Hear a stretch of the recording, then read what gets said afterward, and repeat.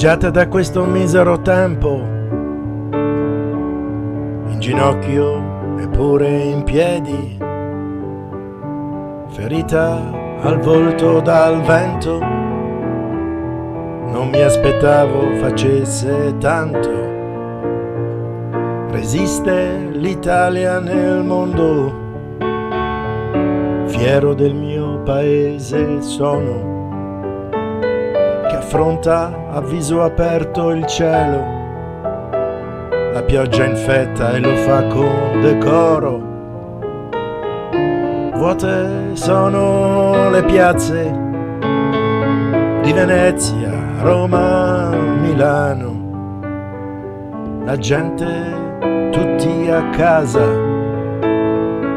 nessuno prende più il treno, eppure dietro ogni silenzio abbiamo tutti lo stesso pensiero, che questa lunga notte sia il preludio di un migliore futuro.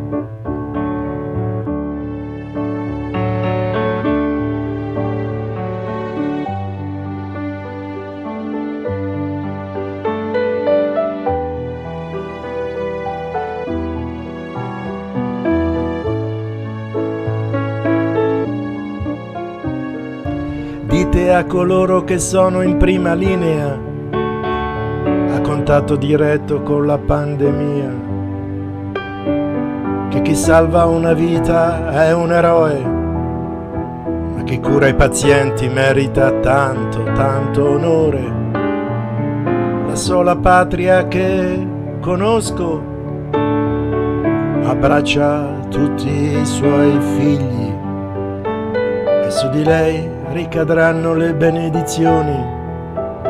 Chi protegge gli anziani protegge i suoi gigli. Vuote sono le piazze di Venezia, Roma, Milano, la gente tutti a casa, nessuno prende più il treno, eppure dietro ogni silenzio abbiamo tutti lo stesso pensiero, che questa lunga notte sia il preludio di un migliore futuro. Vuote sono le piazze di Venezia, Roma, Milano, la gente tutti a casa, nessuno prende più il treno, eppure dietro ogni silenzio abbiamo tutti lo stesso pensiero, che questa lunga notte sia il preludio di un migliore futuro.